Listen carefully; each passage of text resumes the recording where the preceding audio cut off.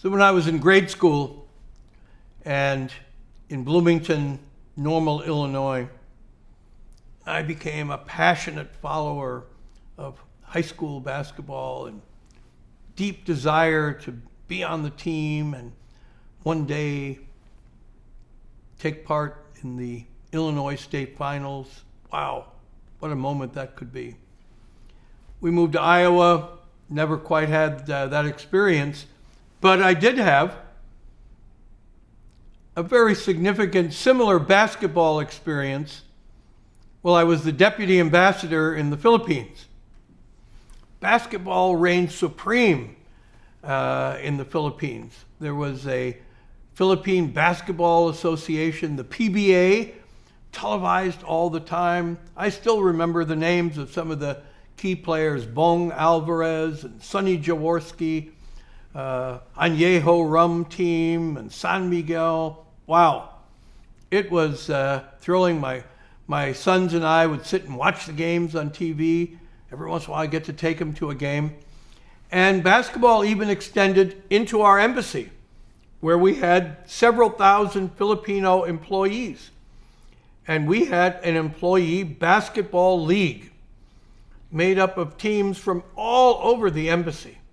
So the security guards had a team, and the USAID workers had a team, and the embassy consular and visa section had a team, and the USIA printing plant had a team. It was a big league.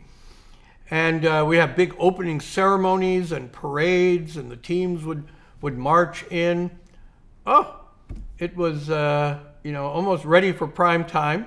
And the games were all played outdoors on a hard surface court in the embassy compound.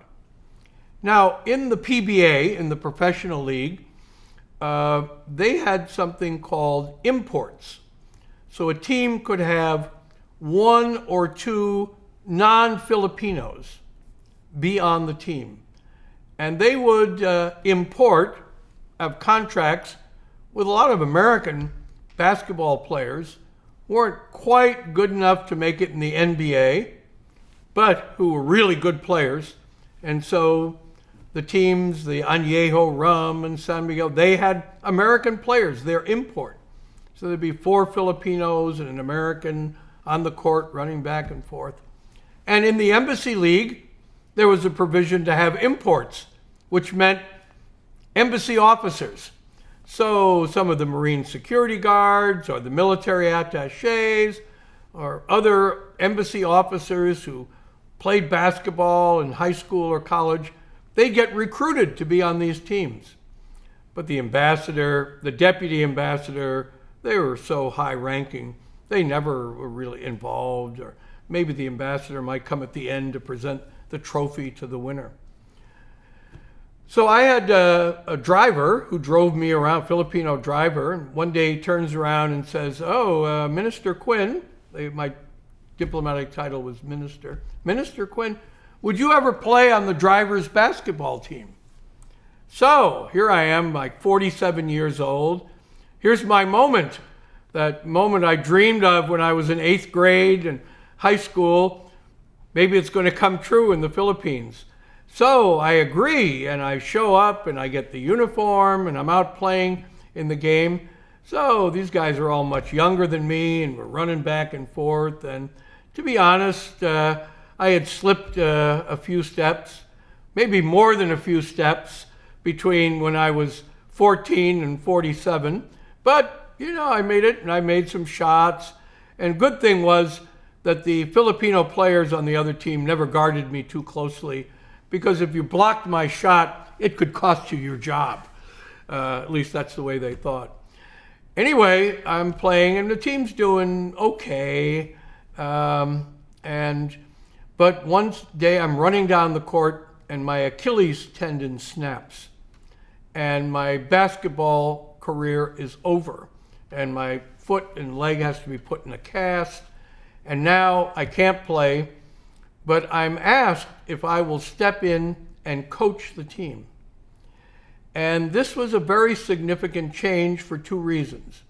One, I was no longer on the floor in the game, And two, I could bring order and discipline, which was often in short supply in the Filipino basketball culture. I could impose a lot of discipline. And so the drivers team, which was sort of in the middle of the pack, with my control and changes and discipline, suddenly we start winning game after game after game. And we make it all the way in the final tournament into the championship game. So the place is filled with employees and American employees, Filipino employees. Everybody's watching the game. And we're playing against the guard force. And they're big, tall, strapping guys. But we're making it, and game's close, and goes into overtime, and I make some switches and put in some plays, and we win the game. We defeat the guard force, the drivers, guys who are kind of a motley crew, assortment of people, but, and they pick me up and put me on their shoulders and are carrying me around the court as we're going to get the trophy, because I brought to them something deeply meaningful in their lives, even though it's just the Embassy League, but they're champions. They're champions. And we get this huge trophy, and they're so proud carrying it around. So I have a photo of me up on their shoulders, my arms up and giving a signal of victory. And people would say, "Oh, what's a big moment in your diplomatic career?" Thinking I'm going to say, "Oh, as I was in the White House with the president or the Secretary of State in Paris." And I say, "Oh, it was being carried off the floor by the embassy drivers in the Philippines as we won the basketball championship." So you never know when you're going to have that special sports moment that you dreamed of.